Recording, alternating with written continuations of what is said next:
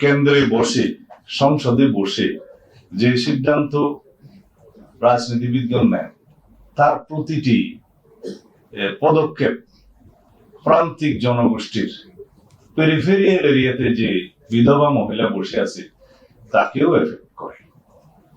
কেরোসিনের মূল্য 1 টাকা কমলো কি কমলো না, সেটা ঢাকার ধনিক শ্রেণী বা মধ্যবিত্ত শ্রেণীকে হয়তো খুব বেশি আহত করবে না, কিন্তু যে প্রদীপের আলোয় সংসার চালায়, সন্ধ্যা হতে হতেই যে তার নাওয়া খাওয়া সব সমাপ্ত করে নিদ্রা যায়, আর একটু প্রদীপ জ্বালালে কেরোসিন বেশি লাগবে বলে তাকে আহত করে। সেজন্য যে কোনো সিদ্ধান্ত বাজেটের রাজনৈতিকভাবে এমন ভাবে নিতে হয় যেন সকল জনগোষ্ঠীর কাছে সেটা গ্রহণযোগ্য হবে, কাউকে আহতও করবে না, কাউকে অতিরিক্ত বেনিফিটও দেবে না।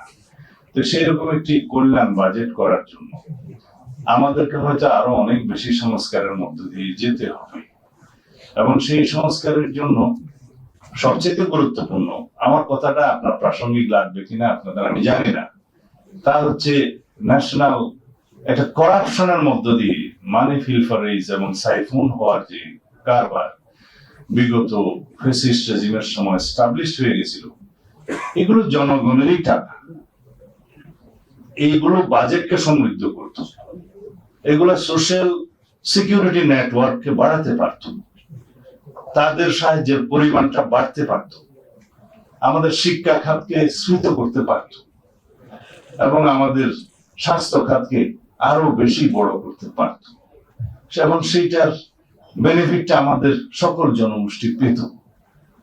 আমরা বলছি যে সবার জন্য স্বাস্থ্য আমরা নিশ্চিত করব, জাতীয় স্বাস্থ্য নীতি প্রণয়ন করব, আমাদের 31 দফায় আছে যে জিডিপির 5% আমরা সেখানে বরাদ্দ করার চেষ্টা করব, আমাদের কমিটমেন্ট আছে শিক্ষা খাতে কিভাবে আমরা জিডিপির 5% বরাদ্দ করার জন্য আমাদের কমিটমেন্ট আছে। সেগুলো কোত্থেকে আসবে? অর্থনীতির শক্ত ভিত্তি থাকলেই তো আসবে। তো যদি অর্থনীতিকে এইভাবে ডাই ডাউন করেছে যারা, সেটাকে যদি আমরা পুনরুদ্ধারের জন্য সক্রিয় হই, চেষ্টা করি এবং উদ্ধার করতে পারি, নিদান পক্ষে ফিলফারেজ এবং সাইফোনিং কমাতে পারি বা বন্ধ করতে পারি, তাহলেই তো আমাদের অর্থনীতি সমৃদ্ধ হবে এবং আমরা জনগণের কল্যাণে সেরকম বাজেট প্রণয়ন করতে পারবো। এগুলো এমনি আমি আপনাদের সামনে বলছি তা নয়, এগুলো তথ্যভিত্তিক। এবং প্রিয় ভট্টাচার্য আমাদের সম্মানিত বাংলাদেশের একজন প্রথিতযশা অর্থনীতিবিদ, তার নেতৃত্বে হোয়াইট পেপার সেল গঠন করা হয়েছিল, কমিশন গঠন করা হয়েছিল। তিনি যে রিপোর্টটি প্রদান করেছেন, সেই রিপোর্টের যে এক্সিকিউটিভ সামারি, সেটাতে আপনারা দেখবেন যে এটা অবশ্য ইংরেজিতে লেখা হয়েছে, ওনারা বাংলা করবেন বলে আমাকে প্রতিশ্রুতি দিয়েছেন যাতে সবাই পড়তে পারে বাংলাদেশে। এটা এমনিতে বোধহয় 385 পৃষ্ঠার মতো রিপোর্ট, বাট এক্সিকিউটিভ সামারিটা 9-10 পৃষ্ঠার মতো হবে।